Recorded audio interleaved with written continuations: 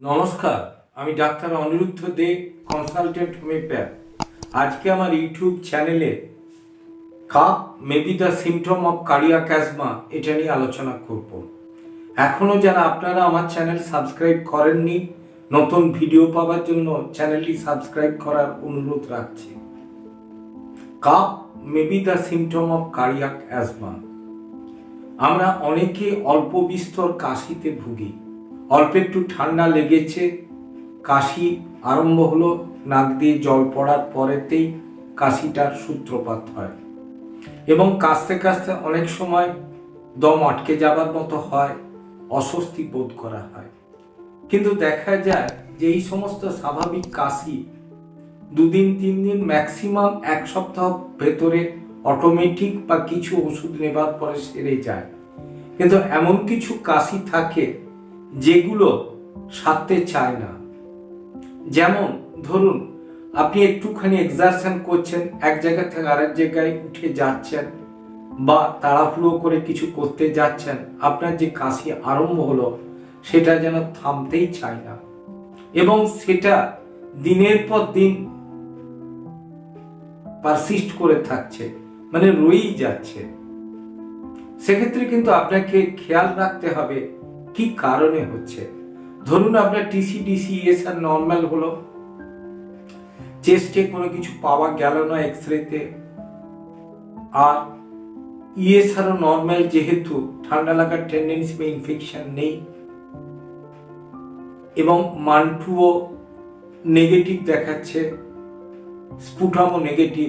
সেক্ষেত্রে কিন্তু আমাদের সর্দি কাশির ব্যাপারটাকে মাথায় না এনে অন্য কিছু চিন্তা ভাবনা করতে হবে। যেহেতু এক্সারশনে কাশিটা বাড়ছে এবং অনেক দিন ধরে স্থায়ী হচ্ছে, সেক্ষেত্রে আমাদেরকে ইসিজি করতে হবে। ইসিজি করলে দেখা গেল যে আমাদের কার্ডিয়াক কিছু সমস্যা আছে। সেক্ষেত্রে সেরকম ভাবে চিকিৎসা করা প্রয়োজন হয় এবং লিপিড প্রোফাইল বা কোলেস্টেরল দেখলে দেখা যাবে যে এতেও কিছু গন্ডগোল আছে। সেক্ষেত্রে কিন্তু এটাকে আমরা কাশি না বলে বলবো কার্ডিয়াক অ্যাজমা।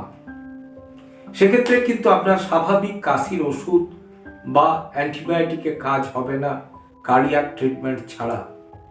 এক্ষেত্রে প্রথমেই আপনাকে চর্বি জাতীয় খাবার বন্ধ করতে হবে।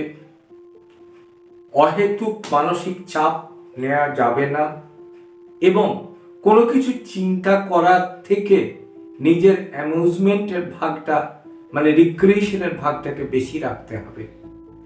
শরীর বুঝে কাজ করতে হবে। এক্সেসিভ ফিজিক্যাল বা মেন্টাল ওয়ার্ক করা যাবে না এবং খাদ্য তালিকার ভেতরে চর্বি জাতীয় খাবার, রেড মিট এবং মশলাপাতি টোটালি এড়িয়ে যেতে পারলেই ভালো হয় এবং রাতে যেন ভালো ঘুম হয়।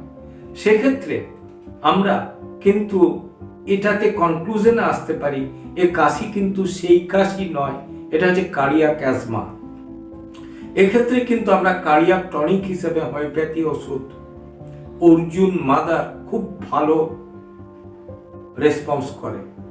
এক্ষেত্রে ক্যালকেরিয়া আর্স বা জেলসিমিয়ামও খুব ভালো কাজ করে এবং সিমটোমেটিক ব্রায়োনিয়া অ্যালবা দিয়েও আমরা ভালো কাজ পেতে পারি। কাজেই বলা যেতে পারে যে কাশি হলেই যে সেটা সর্দি কাশির জন্য হচ্ছে এটা নয়, এটা কিন্তু কার্ডিয়াক অ্যাজমাও হতে পারে। সেক্ষেত্রে আমরা যদি এক্স্যাক্টলি সমস্ত ইনভেস্টিগেশন করিয়ে তার যদি যথোপযুক্ত চিকিৎসা না করায়, তাহলে কিন্তু আমরা বড় কোনো রোগের দ্বারা আক্রান্ত হতে পারি। কাজে যে কোনো ব্যাপারে নেগলিজেন্সি না করে সঠিক সময়ে ডাক্তারবাবুর পরামর্শ নিলে আপনি অবশ্যই সুস্থ হয়ে যাবেন। তবে একটা ব্যাপার আপনাদের বলে রাখা ভালো, কখনোই নিজে ওষুধ খাবেন না ডাক্তারের পরামর্শ ব্যতীত। যদি আমার চ্যানেল আপনাদের ভালো লাগে অবশ্যই লাইক করুন, কমেন্ট করুন, শেয়ার করুন, সাবস্ক্রাইব করুন, হোয়াটসঅ্যাপ দেওয়া লিঙ্কে নিজেদের অ্যাড করুন। ভালো থাকুন, সুস্থ থাকুন।